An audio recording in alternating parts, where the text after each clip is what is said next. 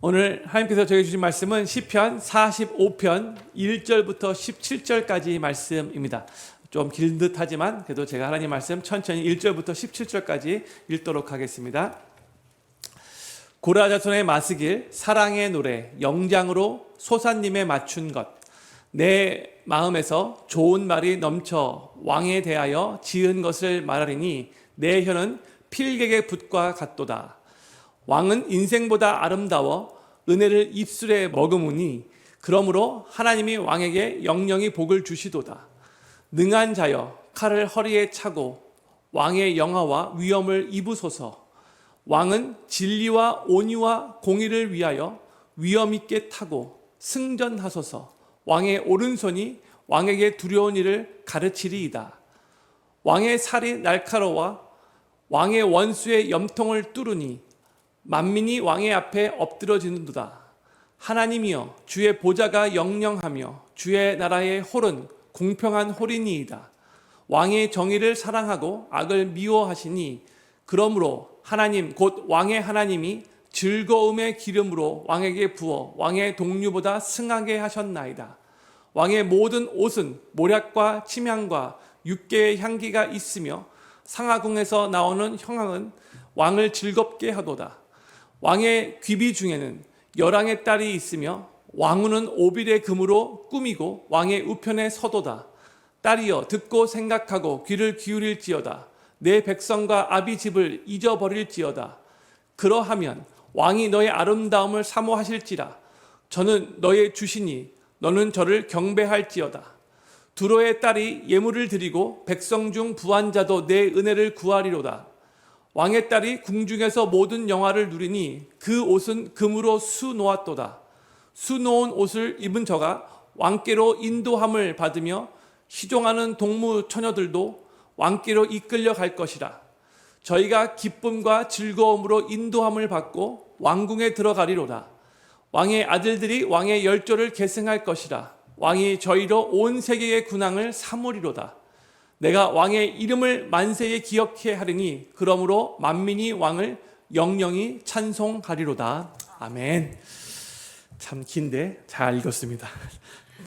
오늘 저희가 나누는 시편 45편의 표제어는 고라 자손의 마스길 사랑의 노래 영장으로 소사님에 맞춘 것이라고 되어 있죠. 고라 자손의 마스길은 제가 이미 여러 번 말씀드렸으니까 또 설명하지 않고요. 이제 포제어 뒷부분에 영장으로 소사님에 맞춘 것이라고 되어 있죠. 영장은 전에 말씀드렸지만 성가대 지휘자라는 그런 의미고, 소사님은 영어로 보면 릴리스라고 그렇게 되어 있죠. 그러니까 백합화라는 백합꽃이라는 뜻이에요. 그러니까 소사님에 맞춘 것이라는 말은 백합화 곡조라는 그런 의미인 거예요. 백합화 곡조는 뭘 의미하는 걸까요? 이 백합화 꽃말이 순결, 변함없는 사랑인데 소사님에 맞추어서 하는 이 백합화 곡조가 어떤 것인지 구체적으로 우리가 알 수는 없지만 음악을 들을 때의 청아한 느낌이나 아니면 상큼하면서도 깨끗한 느낌이라고 생각하시면 될 것 같아요. 이것도 무슨 말인지 잘 모르겠죠. 청아한 느낌. 하여튼 근데 그런 곡조라는 것으로만 생각하시면 될 것 같아요. 그 백합화 곡조. 그리고 또 표제어에 사랑의 노래라고 되어 있는데 이 시편은 유일하게 왕의 결혼식을 위해 지어진 사랑의 노래입니다. 그렇다면 이 시편의 배경이 되는 왕은 누구인가? 그리고 왕의 신부, 오늘 이제 왕후라는 단어도 나오는데 그 왕의 신부는 누구일까? 궁금해질 수 있는데 이 왕이 역사적인 그 이스라엘의 왕 중에서 누구인가는 정확하게 알 수가 없어요. 그런데 이 시편의 내용을 잘 살펴보면 이스라엘 역사 속에서 어느 한 특정한 그 인간 왕이라고 말할 수 없을 정도로 오직 하나님께만 사용할 수 있는 표현들이 등장하고 있어요. 그렇기 때문에 많은 학자들이 주장하기로는 이 시편은 이스라엘 역사에 존재하고 있었던 어떤 왕을 위한 노래가 아니라 이 시편은 메시아 시편이고 이 시편에서의 왕은 예수 그리스도를 예표하는 것이고 이 시편에서 나오는 신부는 그리스도의 신부인 교회, 즉 성도, 즉 우리를 의미하는 것으로 이해하시면 될 것 같아요. 그렇게 읽으면 모든 게 다 make sense가 돼요.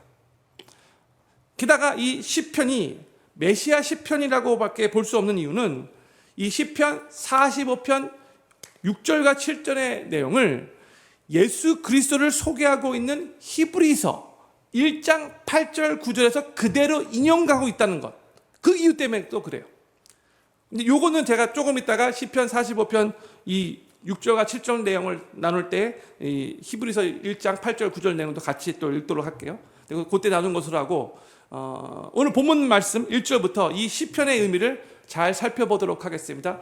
계속해서 왕이라는 단어가 나오면 예수 그리스도를 예표한다라고 생각하시면 될 것 같고, 이 시편 안에 신부 왕의 아내는 바로 우리 성도들을 의미한다라고 생각하시면 될 것 같아요. 그렇게 이해해 주시고 쭉 따라와 주시면 좋을 것 같습니다. 먼저 우리 시편 45편 1절 말씀을 표제어 말고 1절 말씀을 같이 읽도록 하겠습니다. 시작. 내 마음에서 좋은 말이 넘쳐 왕에 대하여 지은 것을 말하리니 내 혀는 필객의 붓과 같도다 했어요. 지금 혼인을 하고 있는 신랑과 신부에게 온갖 좋은 말들이 쏟아지는데 1절 후반부에 내 혀는 필객의 붓과 같도다 라고 그렇게 말을 하고 있죠. 이 말은 나의 혀에서 흘러나오는 말이 마치 명필가의 붓 끝에서 명문이 흘러나오는 듯하다라는 그런 의미인 거죠. 그러니까 붓이 명필가의 손에서 멋지게 잘 쓰여지듯이 시편 저자는 자신의 지금 혀에서도 온갖 좋은 축복의 말들이 결혼식을 올리고 있는 이 왕인을 향하여 막 흘러나오고 있다는 거예요. 그러니까 감동이 있어서 성령의 감동함으로 계속해서 이렇게 축복의 말들이 계속해서 흘러나오고 있고 그 내용을 이 시편 45편에 기록했다는 뜻이죠. 그러면서 이제 2절부터 9절에서 신랑 되시는 왕의 아름다움과 영광에 대해서 노래를 하고 있는데, 먼저 2절 말씀 또 같이 읽겠습니다. 시작. 왕은 인생보다 아름다워 은혜를 입술에 머금으니 그러므로 하나님이 왕에게 영영이 복을 주시도다 했어요. 성도님들, 사람이 꽃보다 아름다워, 이 노래 있는 거 아시죠? 꽃보다 아름다워. 근데 여기서 본 2절에서 왕은 꽃보다 더 아름다울 뿐만이 아니라 세상 모든 사람들 가운데서도 가장 아름다운 왕이다라고 말하고 있어요. You are the most handsome of the sons of man. 그렇게 적혀있죠. 그리고 은혜를 입술에 머금으니 라는 이 표현은 그 입술에서 은혜로운 말들이 계속해서 쏟아져 나온다라는 그런 의미예요. 그래서 이 2절 말씀은 왕은 그 어떠한 인생보다 가장 아름다운 분이시고 왕의 입술에서는 은혜로운 말들이 계속해서 쏟아지기에 하나님께서 왕에게 영원한 복을 주셨다라는 그런 의미인 거죠. 이 말씀을 이제 메시아로 오시는 예수님께 적용하자면 예수님은 이 세상에서 가장 아름다운 분으로 오시는 분이시고 예수님의 입술에서는 은혜로운 말들이 쏟아져 나올 것이고, 그렇죠? 예수님이 가시는 곳마다 영혼을 살리는 은혜로운 말씀만 선포하셨잖아요. 그렇죠? 그리고 하나님은 예수님께 영원한 복을 주실 것이다. 구약에서 영원하다라는 그런 내용들이 나오면 거의 대부분 이게 메시아 왕국, 하나님 나라와 연결되어 있는 거예요. 예수님의 오심을 통해서 시작됐던 그 하나님의 나라가 이제 예수님이 다시 재림하심을 통하여 완성될 것이고, 예수님의 재림과 함께 하나님 나라는 영원해질 거잖아요. 그렇죠? 바로 영원하다는 그런 선포가 나올 때마다 많은 때에 이 영원한 하나님의 나라, 메시아 왕국과 연관된다는 것을 이렇게 이해해 주면 좋을 것 같아요.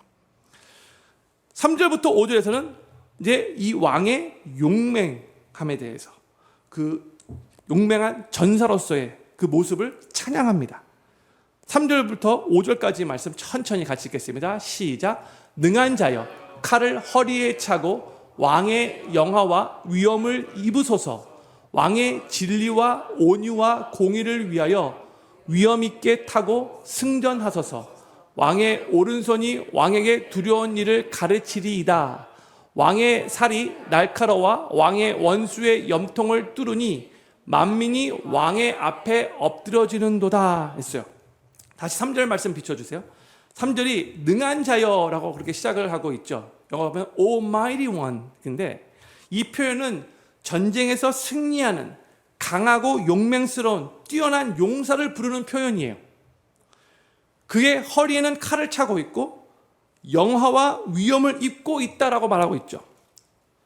고대 시대에는요, 그러니까 저희가 다윗과 골리앗이 싸웠던 것처럼 각 나라의 군대에서 가장 뛰어난 용사가 앞에 나와서 1대1로 그렇게 싸우곤 했거든요. 근데 지금 여기서 나오는 왕이 최고의 용사로 앞장서 있는 장면을 묘사하고 있는 거예요. 1대1로 맞짱 뜨기 위해서. 그리고 4절에서는 왕이 전쟁을 치르는 그 대의 명분이 자신의 욕망을 채우기 위해서가 아니라 진리와 온유와 공의를 위함이다 라고 선포하고 있어요. 그러면서 왕의 오른손이 왕에게 두려운 일을 가르치다 라고 이렇게 말을 하고 있는데, 여기서 한국말로 번역될 때는 두려운 일에서 무섭게다고 그런 의미가 아니라요, 이것은 시적인 표현인데 두려운 일은 영어로 보면 awesome deeds죠. 이게 awesome이라는 영어 단어, 또 이 awesome이라는 또 이 히브리어도 마찬가지. 이게 한국말로 번역되기가 참 힘들어요. 근데 영어로 awesome, 성도님들 다 이해하시죠? awesome. 정말 경이롭고 위대하시고 끝내주는 awesome. 그런 거잖아요. 그런 의미인 거죠. 그러니까 이것은 하나님만 하실 수 있는 아주 끝내준 멋지고 경이로운 위대한 일들이란 그런 뜻이에요. awesome deed. 그러니까 왕의 능력으로 이런 어썸한 일들을 이루실 거라고 찬양하고 있는 거예요. 그리고 왕이 진리와 온유와 공의를 위하여 용감하게 싸우기에 5절 말씀, 5절에서 이제 그의 모든 원수들이 무너지게 될 것이고 모든 원수들이 그 앞에서 엎드러지게 될 것이다 라고 선포하고 있는 거예요. 왕의 앞에 엎드러지는도다 이렇게 말하고 있죠. 성도님들, 우리도 매일 죄악이 관영한 이 세상에서 여러 가지 도전과 유혹을 받으며 영적 전쟁을 치르며 살아가고 있어요. 제가 에베소 강의할 때 영적 전쟁에 대해서 3주 동안 말씀을 나눴죠. 그런데 우리가 진리와 온유와 공의를 위하여 싸우시는 우리 주 예수 그리스도만을 의지할 때에, 그 예수님을 우리 삶의 군대 장관으로 모실 때에 예수님께서 우리의 삶 또한 승리로 이끄시게 될 거라는 것을 우리가 항상 믿어야 한다는 거죠. 그 예수님만을 따라가면, 그 예수님께만 순종하면 진리와 온유와 공의를 위해서 싸우시는 그 예수님을 우리가 바라보고 우리도 우리 삶 가운데 바로 그 예수님과 함께 진리와 온유와 공의를 위해서 싸운다면, 하나님 나라를 위해서 하나님의 방법대로 싸운다면 우리 주님께서 우리에게도 동일한 승리를 허락해 주실 거라는 거, 이걸 믿어야 되는 거죠. 저는 여기 계신 모든 필그림교회 성도님들이 전쟁에 능한 용사 되시고 진리와 온유와 공의를 위해 싸우시는 우리 구주 예수님을 우리 삶의 군대 장관으로 모시고 그 예수님만을 매일매일 삶 속에서 의지하심으로 인해 우리 삶을 승리로 인도하시는 예수님을 매일의 삶 가운데 경험하시며 승리하는 삶을 살아가시게 되기를 우리 구주 예수님의 이름으로 간절히 축원합니다. 이제 시편 저자는 6절 7절에서 왕의 능력의 통치가 가져오는 이 정의에 대해서 말을 하고 있어요. 6절과 7절 말씀 천천히 같이 읽겠습니다. 시작. 하나님이여, 주의 보좌가 영영하며 주의 나라의 홀은 공평할 홀이니이다. 왕이 정의를 사랑하고 악을 미워하시니 그러므로 하나님 곧 왕의 하나님이 즐거움의 기름으로 왕에게 부어 왕의 동류보다 승하게 하셨나이다 했어요. 시편 저자는 오늘 시편 45편에서 1절부터 5절까지, 저희가 지금 6절과 7절을 읽었는데 1절부터 5절까지 해서 왕에 대해서 노래를 했잖아요. 그렇죠? 그런데 6절 다시 보세요. 6절 딱 들어서서 갑작스럽게 하나님이여, 왕에 대해서 노래하다가 하나님이여 라고 지금 바꾸고 있어요. 그렇죠? 하나님을 찬양하며 이 하나님의 영원한 나라를 노래합니다. 6절에서는. 그리고는 다시 7절 보여주세요. 7절에서 왕에 대해서 말하면서 이제 왕의 하나님이 이렇게 말하고 있어요. 그러니까 왕과 지금 하나님을 구별하고 있는 거죠. 여기서의 왕은 아까도 말씀드렸지만 이 땅의 메시아로 성자 예수님으로 오실 분을 의미하는 것이고, 여기서의 하나님은 성부 하나님을 의미하는 거예요. 우리는 이 말씀을 통해서도 이 땅에 인간의 몸을 입고 오신 메시아 되시는 성자 예수님께서 성부 하나님과 구별된다는 것을 우리가 알 수 있어요.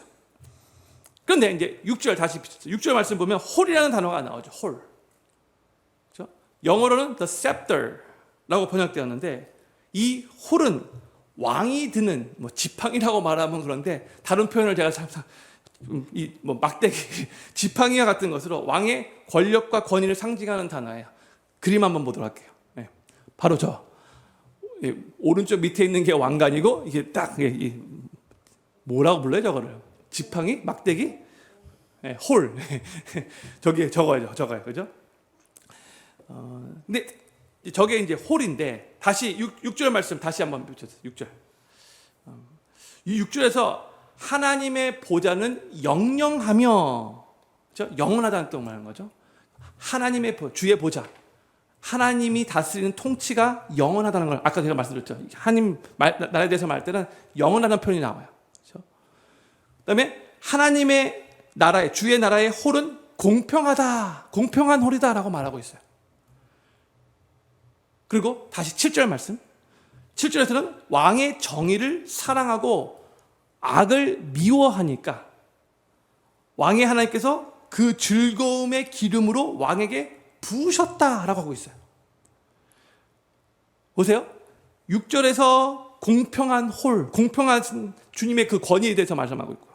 7절에서는 왕이 정의를 사랑한다라고 말하고 있고 악을 미워한다라고 말하고 있죠. 그렇죠? 그러니까 이런 모든 표현들은 바로 하나님 아버지와 장차 메시아로 오시게 될 이 왕 대신 예수 그리스도에 관한 그런 말씀으로 우리가 이해를 해야 되는데 요 내용이 아까도 말씀드렸듯이 히브리서 1장 8절과 9절에 그대로 인용되고 있어요. 우리 히브리서 1장 8절 9절 말씀을 또 한번 천천히 읽겠습니다. 시작. 아들에 관하여는 하나님이여 주의 보좌가 영영하며 주의 나라의 홀은 공평한 홀이니이다. 내가 의를 사랑하고 불법을 미워하였으니 그러므로 하나님 곧 너의 하나님이 즐거움의 기름을 내게 부어 내 동료들보다 승하게 하셨도다 하였고, 그렇죠? 그대로 지금 인용하고 있는 거죠. 시편 45편 5절 6절 맞아요. 그렇죠? 저희가 여기서 기억해야 할 내용은 뭐냐면 우리 하나님은 공평하신 하나님이세요. 그리고 하나님의 나라도 공평한 나라예요. 하나님이 공평하게 통치하시는 분이세요. 그리고 예수님도 이 땅에 오셨을 때에 정의를 사랑하셨고 악을 미워하셨어요. 그래서 하나님이 바로 예수님께, 그러한 예수님께 또 즐거움의 기름을 부으셨다라고 하고 있죠. 성도님들, 비록 저희가 살고 있는 이 세상은 때로는 불의가 판치는 것 같이 보이고 정말 불공평한 일들이 막 일어나고 있고 죄악이 판을 친다 할지라도 하나님 나라에 속한 하나님 나라 백성인 우리는, 여기 계신 모든 성도님들은 이 공평과 공의를 정말 사랑하시고 그 공평과 공의를 행하시는 이 하나님을 본받아 최선을 다해 우리도 하나님 본받아 공평한 삶을 살고 정의를 사랑하고 악을 미워하는 삶을 살아야 한다는 거예요. 우리 하나님이 그런 분이시기 때문에, 우리 예수님이 바로 그런 모습을 우리에게 보여주셨기 때문에 우리도 동일하게 그런 삶, 세상에 있는 사람들 다 그런데 뭐 나만 이렇게 살다가는 나에게 큰 손해가 있을 거야, 이런 생각이 들 수 있어요. 그러나 그럼에도 불구하고 하나님 믿는 우리 하나님 나라 백성들은 그럼에도 불구하고 계속해서 하나님 본받아 공의의 삶을 살기 위해 최선을 다해 노력해야 된다는 거예요.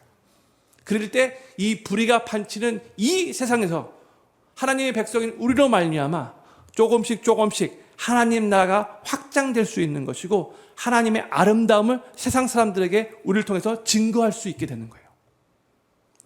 이제 시편자는 8절과 9절에서 결혼식의 모습을 보여주는데 신랑의 모습과 그를 따르는 화려한 행렬을 우리들에게 보여주고 있어요. 결혼식 모습이에요. 8절과 9절 말씀 같이 읽겠습니다. 시작. 왕의 모든 옷은 모략과 침향과 육개의 향기가 있으며 상하궁에서 나오는 현악은 왕을 즐겁게 하도다. 왕의 귀비 중에는 열왕의 딸이 있으며 왕후는 오빌의 금으로 꾸미고 왕의 우편에 서도다 했어요. 다시 8절 말씀 붙여주세요. 8절에서 왕의 모든 옷은 모략과 침향과 육개의 향기가 있다라고 말하고 있죠. 그리고 상하궁에서 나오는 음악 소리는 왕을 즐겁게 하다. 이 표현이 우리가 사용하고 있는 표현이 아니지만 이 모든 표현들은 뭘 의미하는가? 왕이 최고의 아름다움과 아주 화려한 영광 가운데 있다는 것을 우리들에게 나타내주고 있는 표현들이에요. 지금 혼인식을 하고 있는데 왕이 이렇게 영광 가운데 지금 혼인식을 하고 있다는 뜻이에요. 그리고 다시 9절에서는요. 왕의 오른편에 그의 신부가 왕후라고 적죠. 왕이 이제 결혼하게 될 신부니까 왕후가 되는 거죠. 왕후가 금으로 꾸미고 서 있다고 하는데 우리는 이 장면을 통해서 우리의 신랑 되시는 예수님이 어떠한 분이신가를 볼 수 있어야 돼요. 우리 예수님은 우리의 왕이시면서 계속해서 왕으로 지금 시편 45편에서 표현되고 있죠. 근데 동시에 우리 예수님은 우리의 신랑이 되시는 거예요. 예수님은 은혜로우시고 자상하시고 온유하시고 사랑이 충만한 신랑이 되시면서 또한 동시에 강하고 용맹스럽고 정말 항상 전쟁에서 승리하시는 용사가 되시는 또 공평하고 공의로 다스리시는 왕이 되신다는 거죠. 신랑 되시는 예수님과 지금 왕 되시는 예수님이 지금 동일하게 오늘 이 본문 말씀에 그대로 다 우리에게 보여주고 있는 거예요. 근데 이 영광스럽고 아름다운 주님의 이 화려하고 성대한 혼인잔치에 사람들이 참여하는 것만으로도 너무나 기쁜 일인데 더 놀라운 사실은 무엇인가? 우리가 더 구체적으로 내가 여기 계신 모든 성도님들 각자가 바로 이 혼인잔치에서 왕의 오른편에 서 있는 왕의 아름다운 신부가 된다는 거예요. 남들은 나는 신부가 돼. 그렇게 생각하지 마시고 우리 예수님이 신랑이고 모든 예수님 믿는 성도들은 신부인 거죠.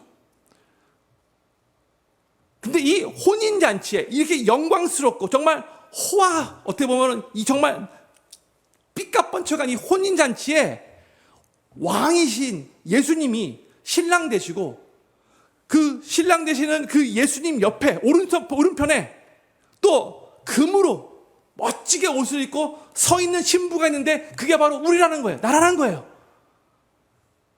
할렐루야. 제가 오늘 이 말씀 준비하면서 이 내용 너무 은혜가 됐어요. 저는 필경교회 모든 성도님들이 우리 주 예수 그리스도의 영광과 아름다움을 바라보시면서 그 예수님께서 나를 신부로 불러주셨기에 너무나 감사한 마음을 가질 수 있기를 바라고 주님께서 우리에게 허락하신 이 기쁨의 혼인 잔치를 우리 삶 가운데 누리시며 하루하루 살아가시게 되기를 우리 구주 예수님의 이름으로 간절히 축원합니다. 이제 시편 제자는 10절부터 15절에서 이 왕의 신부가 되는 이 신부에 대해서 노래를 하는데 먼저 10절 말씀을 읽도록 하겠습니다. 10절부터 15절까지가 이제 신부에 대한 내용인데 10절 말씀 같이 읽겠습니다. 시작. 딸이여 듣고 생각하고 귀를 기울일지어다. 내 백성과 아비집을 잊어버릴지어다 했어요. 여기서 지금 딸이여, O daughter 이렇게 시작하고 있는데 이 결혼 예식에서의 신부, 즉 왕의 아내가 될 왕후를 의미하는 거예요. 신약으로 와서는 예수님의 신부인 우리를 성도를 의미하는 거죠. 여기서 왕의 신부가 되는 여인은 보세요. 내 백성과 내 아비집을 잊어버리라 이렇게 말하고 있어요. Forget your people and your father's house. 이게 뭘 의미하는가? 지금 이 결혼 혼인 예식에서 지금 신부를 이방 여인같이 지금 묘사하고 있는 거예요. 이제 하나님 나라의 백성이 되었으니까, 이제 왕의 신부가 되었으니까 하나님의 백성으로 하나님의 백성답게 살라라는 그런 의미예요. 이제 이방 나라에 속한 사람이 아니니까, 이전에는 이방 나라에 속했다 할지라도 이제부터는 아니니까 영원하신 하나님 나라에 속했으며 영원하신 왕이신 그리스도의 신부가 되었다는 것을 기억하면서 예전에 너가 살던 그 모습은 다 잊어버리고 이제 예수님 안에서 예수님의 신부로서 새로운 삶을 살아가라, 이런 의미인 거죠. 우리는 매일매일 우리의 신랑 되시는 예수 그리스도의 영광과 아름다움을 바라보면서 우리는 더 이상 이 세상에 속한 자가 아니라는 것을 기억해야 돼요. 새롭게 옛삶은 잊어버리고 forget 해버리고 내가 이제 예수님 안에서 예수님의 신부로서 새로운 그런 신분을 가지고 살아가고 있는데 그 신분에 걸맞는 삶을 살아가야 한다는 거죠. 우리 몸에 익숙한 이 세상의 사고방식과 이 세상의 가치관을 따르지 않기 위해서 내가 예수 그리스도 안에서 얼마나 존귀하고 얼마나 가치 있고 얼마나 아름다운 존재가 되었는가, 이 하나님의 말씀을 통해서 매일 묵상하면서 계속해서 확인해야 하고요. 우리의 신랑 되시는 예수님을 우리의 주인으로, 우리의 경배와 찬양을 받으실 주님으로 계속해서 높이며 그 주님을 바라봐야 한다는 거예요. 매일 삶 속에. 저를 한번 따라해 주시면 감사하겠습니다. 나는 너무나도 가치 있고 너무나도 아름다운 예수 그리스도의 신부입니다. 아멘이십니까? 별로 그렇게 믿어지지 않으시는 것 같아요. 예수 그리스도께서 우리를 너무나도 아름답고 너무나도 소중하고 가치 있는 신부로 삼아주셨어요. 이걸 기억해야 돼요. 그리고 우리를 그렇게 신부 삼아주신 예수 그리스도를 향하여 감사하는 마음으로 찬양과 경배를 올려드려야 한다는 거죠. 누가복음 14장 26절에서 예수 그리스도를 따르는 삶에 대해서 예수님께서 직접 이런 말씀을 하셨어요. 누가복음 14장 26절 같이 읽겠습니다. 시작. 무릇 내게 오는 자가 자기 부모와 처자와 형제와 자매와 및 자기 목숨까지 미워하지 아니하면 능히 나의 제자가 되지 못하고, 좀 강한 표현일 수 있는데 예수님께 올인하라는 뜻인 거예요. 이 말은. 그렇죠? 예수님의 신부가 된다는 것은 이전에 세상에 속하여 살았던 모든 그런 삶의 그 내용들을 다 버려버리고 세상을 통해서 내가 그동안은 만족을 누리고 세상의 부귀영화를 더 얻기 위해서 세상 것에서 즐거움을 느끼면서 그렇게 살아왔을지라도 이제는 그런 것들을 다 버려야 한다는 거예요. 미워해야 한다는 거예요. 예수 그리스도의 신부로 그렇게 세워졌으니까 신랑 되시는 예수님의 그 신부가 된다는 것 자체가 세상 것과는 비교할 수 없을 정도로 너무나 소중하고 너무나 아름다운 삶인데 왜 아직도 세상의 것에 미련을 못 버려 거기에 자꾸 마음 빼앗기며 살아가는 그런 삶을 살면 안 된다는 거죠. 예수님 안에서의 신부의 삶이 훨씬 더 존귀하다는 거예요. 훨씬 더 가치 있고 훨씬 더 아름답다는 거죠. 그 예수님의 영광과 예수님의 아름다움을 우리 안에 계속해서 품고 바라보며 묵상하면서 주님을 사랑하는 마음으로 기꺼이 주님을 선택하며 따도록 우리의 삶을 이렇게 헌신할 수 있어야 된다는 거예요. 예수 그리스도의 신부로 부름을 받았으면서도 그렇게 예수 그리스도의 신부가 되었음에도 불구하고 여전히 세상의 즐거움과 세상의 가치관에 우리의 눈을 돌린다면 우리는 영원한 구원의 기쁨을, 예수 그리스도의 신부로서의 그 기쁨을 누릴 수 없게 돼요. 아직도 세상에 우리 마음이 빼앗기면. 예수 그리스도께서는 우리의 왕이시며 동시에 우리의 신랑이십니다. 이 두 가지 컨셉을 우리가 잘 이해해요. 우리의 왕 되신 예수님, 그러나 동시에 우리의 신랑 되신 예수님. 우리는 왕의 신하로서 오직 왕 되신 주님께만 충성을 다해야 하잖아요. 또 동시에 우리는 신랑 되시는 그 예수님의 신부로서 주님께서 우리에게 베풀어 주신 그 사랑 안에서 참된 만족을 누리면서 오직 그 주님만을 또 사랑해야 하는 거죠. 왕 되신 주님께는 충성을, 신랑 되시는 주님께는 사랑을 드려야 한다는 거죠.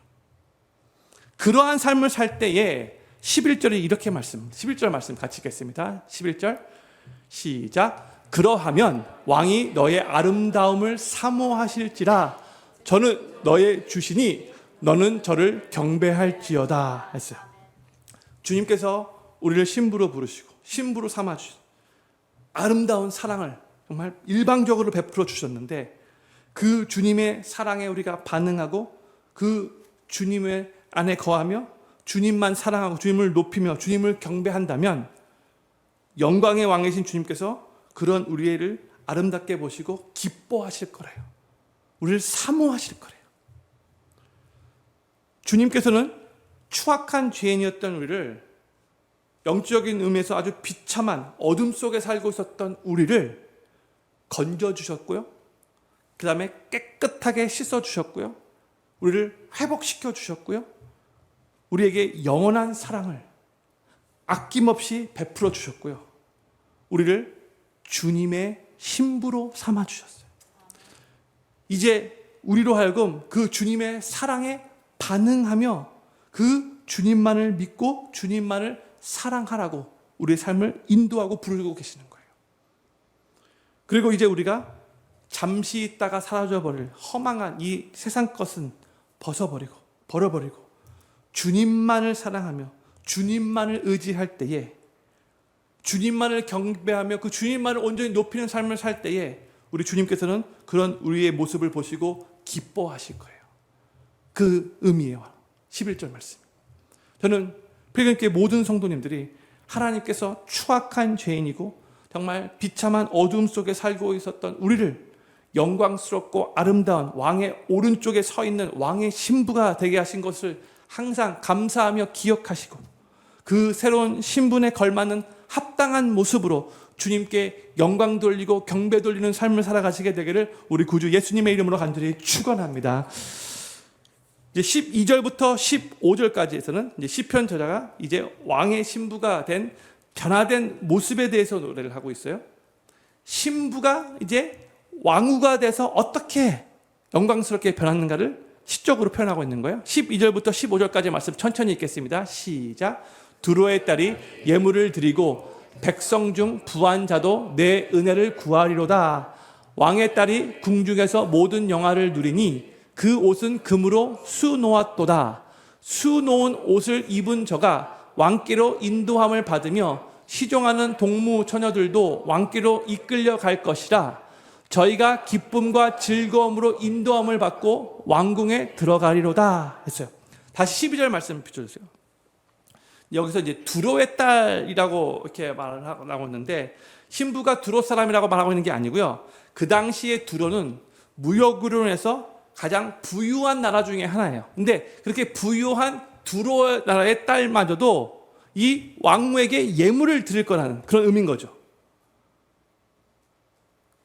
그리고 내가 전에는 비참한 존재였다 할지라도 그 어느 누구도 나를 거들떠보지 않는 그런 존재였다 할지라도 내가 지금 왕과 결혼하여 왕의 신부가 되는 순간, 왕후가 되는 순간 그때부터는 모든 것이 다 달라질 수밖에 없는 거죠. 모든 것이 풍족한 왕궁에서 살 수 있게 되고요. 그다음에 그 왕궁에서 모든 것을 다 풍성하게 부유하게 누릴 수 있는 존재가 된 거죠. 왜냐? 나의 신분이 바뀌었기 때문에, 왕의 신부가 되었기 때문에, 왕후가 되었기 때문에. 오늘 본문 말씀에 나오는 이 왕의 신부도, 이 왕후도 왕과 결혼한 그 순간부터 왕궁에서 모든 것을 누릴 수 있게 되었다는 것을 이렇게 시적인 표현으로 우리에게 알려주고 있는 거예요. 13절 말씀 비춰주세요. 금실로 수놓은 옷을 입게 되었대요. 우리 여자 성도님들 이것만 좋아하시면 안 되는 것 같아요. 14절에서 왕을 뵈러 갈 때에 뒤에 시녀들이 줄을 따른대요. 뒤따른대요. 15절에서 시녀들이 왕비를 모실 수 있게 된 것만 해도 기뻐하며 영광스럽게 생각한대요. 그러면서 같이 왕궁으로 들어간대요. 우리도 예수님을 삶의 구세주로 영접하고 예수 그리스도의 신부가 되는 그 순간부터 하나님의 자녀로서 하나님 나라의 기업을 상속받는 존재가 된 거 아시죠? 그렇죠? 하늘나라의 모든 기업의 상속자가 되었어요, 우리가.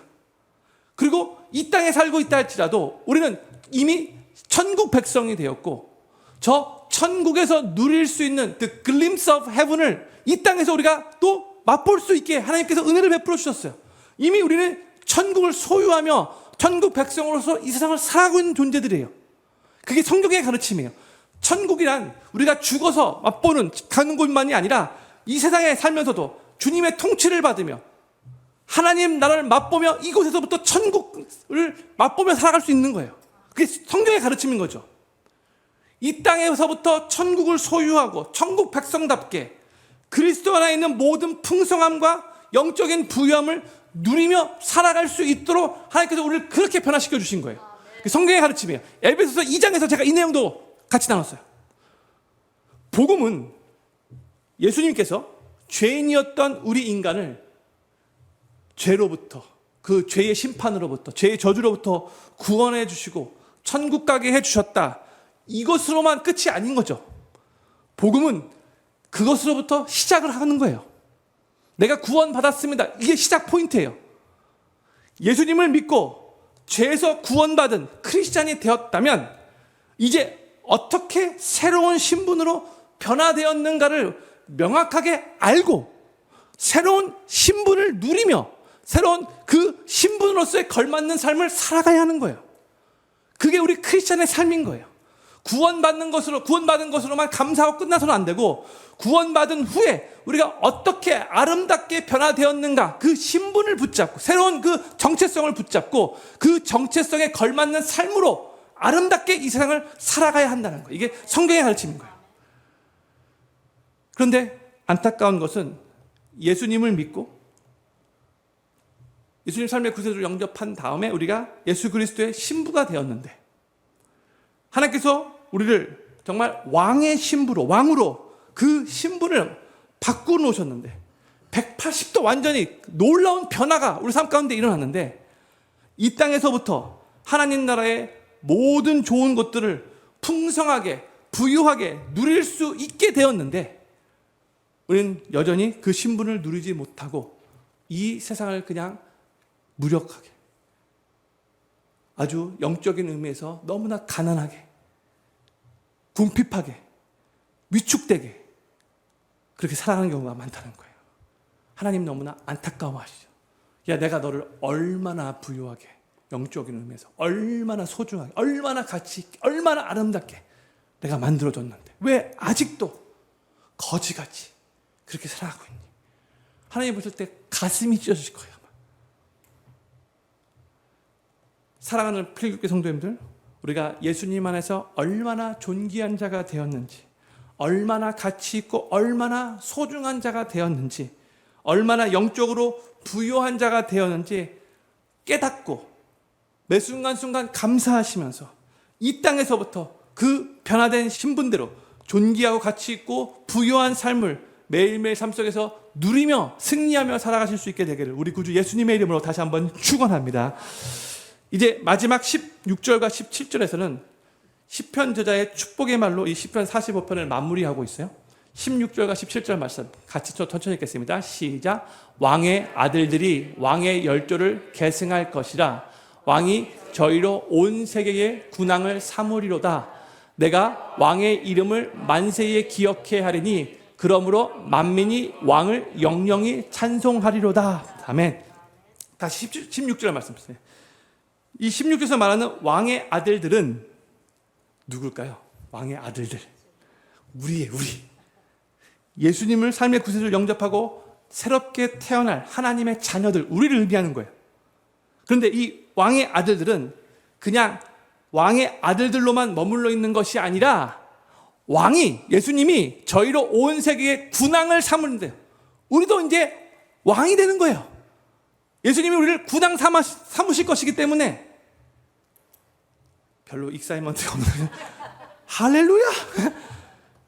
우리가 핸델의 메시아 볼 때 왕의 왕, 영어로 King of Kings 그렇잖아요. 그렇죠? King of Kings예요. 예수님을 믿는 우리는 Kings고요. 예수님이 우리를 군왕으로 삼아주셨기 때문에. 근데 그 왕들 중에 The King of Kings 바로 예수 그리스도가 되는 거죠. 그렇죠? 원래부터 왕이셨던 예수님이 예수님을 삶의 구세주로 영접한 크리스찬 우리를 이제 온 세계의 군왕으로 왕으로 그렇게 삼으실 텐데 근데 예수님은 여전히 The King of Kings가 되는 거예요. 우리 모든 백성들의 하나님의 자녀들에게 왕이 되시는 거예요. 여전히. 그렇죠? The King of Kings예요. 그러면서 17절에서는 만민이 그 왕을 예수님을 왕 중의 왕을 영원히 찬송하게 될 거라라고 이렇게 선포하고 있죠. 우리는 이 시편 45편을 통해서 예수님 믿는 우리 크리스찬들이 결국 어떤 존재가 될 것을 보고 있는 거예요. 우리는 영원한 왕이신 예수 그리스도의 사랑을 받는 신부이면서 또한 그 예수님과 함께 왕이 되어서 영원토록 영광 중에 높임을 받을 신부인 거예요. 왕인데 예수님의 신부예요. 우리. 그리고 그 아름답고 영광스러운 그 혼인잔치는 장차 예수 그리스도께서 다시 재림하실 때에 하나님의 나라가 그때 완성될 텐데, 지금 하나님의 나라는 it has already begun. 이미 시작됐어요. But not yet complete. 아직 완성되지는 않았어요. 근데 예수 그리스도께서 재림하실 때 완성되는 거예요. 그 예수님이 재림하실 때 하나님 나라가 완성될 때에, 근데 이 정말 천국에서의 이 혼인잔치가 축제 가운데 열리게 되는 거죠. 이 내용을 요한계시록 19장 6절부터 8절에서 이렇게 선포하고 있어요. 천천히 같이 읽겠습니다. 시작. 또 내가 들으니 허다한 무리의 음성도 같고 많은 물소리도 같고 큰 내성도 같아서 가로되 할렐루야, 주 우리 하나님 곧 전능하신 이가 통치하시도다. 우리가 즐거워하고 크게 기뻐하여 그에게 영광을 돌리세. 어린 양의 혼인 기약이 이르렀고 그 아내가 예비하였으니 그에게 허락하사 빛나고 깨끗한 세마포를 입게 하셨은즉 이 세마포는 성도들의 옳은 행실이로다 하더라. 아멘. 이 7절에서 어린 양, 예수 그리스도를 말한 거죠. 혼인 기약이 이뤘고 아내가 예비되었으니, 아내가 누구예요? 우리. 할렐루야. 에? 우리는 우리의 왕이시며 신랑 되시는 예수 그리스도께서 다시 오실 그날, 그 재림의 날, 이 모든 영광을 우리 주님과 함께 영원토록 누리게 될 거죠. 참으로 아름다우시고 영광스러우신 예수님을 우리의 신랑으로 맞이하여 참된 위로와 영원한 기쁨을 누리게 될 것이고, 진정한 사랑을 주고받는 영원한 사랑의 관계의 완성으로 들어가게 될 거죠. 이 땅에서의 우리의 삶은 그 축제의 혼인잔치를 간절히 기다리면서 그날을 준비하는 거룩하고 정결한 신부의 삶이 되어야 하는 거죠. 그분이 오실 거예요. 우리의 신랑 되시는 왕이신 그 예수님이 결국 이 땅에 재림하실 텐데, 그분의 신부인 우리는 그분이 오실 그날을 기대하고 우리 자신을 계속해서 거룩하고 정결한 신부를 준비시키며 갖고 가야 되는 거예요.